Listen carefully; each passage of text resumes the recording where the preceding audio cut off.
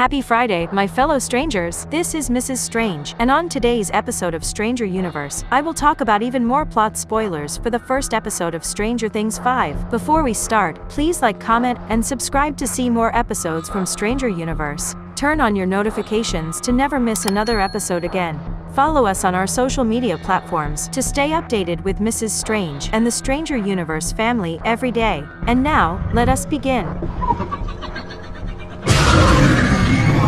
Last night, there was another advanced screening for Stranger Things Season 5 in the UK, the same one that we talked about last week. The cast and crew attended as part of the world tour that Netflix has planned for the grand finale of their popular flagship series. Reportedly, phones were taken away and placed in bags before the screening for Season 5 Episode 1 began, as a way to combat leaked footage and major spoilers from leaking out. And while there weren't any leaked photos and videos, we did get more details about the crawl that expands on the leaked details from the initial viewing last week on Stranger Things Day. At this point, the entire first episode of Stranger Things 5 will be leaked without having to see an ounce of footage from it. As always, I will be giving you a spoiler warning just in case you are having doubts about not ruining the experience for yourself. Once again, spoiler warning. After the first 5 minutes, the episode begins at the Wheeler house, where the Byers are temporarily staying. Jonathan and Will are staying in the basement. Meanwhile, at the WSQK radio station, Robin broadcasts a recap of everything that has happened since 1986, with Steve providing sound effects. At Hawkins High, Dustin is bullied by Andy and the jocks for wearing his Hellfire Club shirt. Lucas finally intervenes, reminding Andy of the time that his sister Erica kicked him in the balls in Season 4. Elsewhere, the military continues their hunt for Eleven, but they find a decoy. The real Eleven is shown training to meet a 12-minute 30-second benchmark for future crawl missions. Hopper resists letting her participate until Vecna's location is confirmed, and continues being harsh on her training. Joyce comes and counsels him about parenting,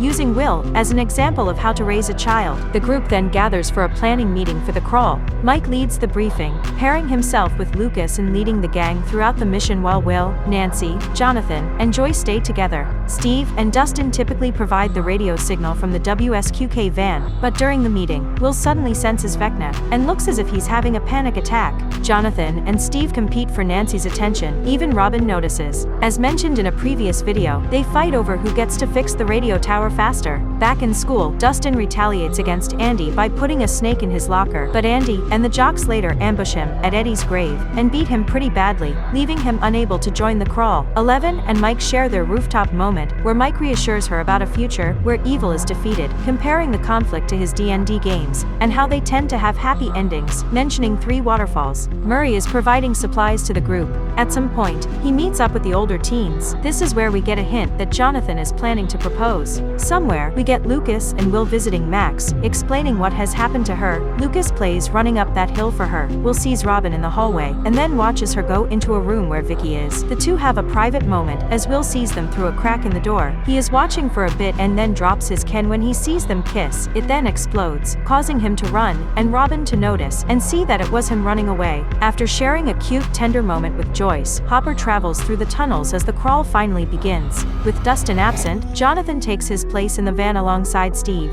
Hopper infiltrates the military truck and enters the Upside Down, guided by Mike and Lucas. Will gets a terrifying vision from the perspective of a demodog attacking the vehicles, witnessing Hopper's truck being targeted. The driver is killed, Hopper disappears, and Will briefly collapses, trapped inside the ongoing vision. Joyce revives him, and he warns Nancy that the creature is heading to the Wheeler house. A parallel storyline follows Holly Wheeler, who begins showing symptoms similar to Will's earlier supernatural sensitivity. We see her looking up to the sky while spinning on a merry-go-round in school. She looks to be uncomfortable as her friend is spinning her, but then we get introduced to Derek, who then spins her much faster than she was comfortable with. He says something rude, but that's all we saw of him. Holly is shown to be seeing figures, alluding to the imaginary friend she has had. After the teachers catch her doing that, they report her strange behavior to Karen and Ted. We then get a cute scene between Mike and Holly, comforting her by giving her own D&D figure, Holly the heroine, to help her feel brave. Later on at the Wheelers, Ted and Karen are seen fighting over Holly's imaginary friend, and Karen even points out how Ted doesn't even know Holly's age.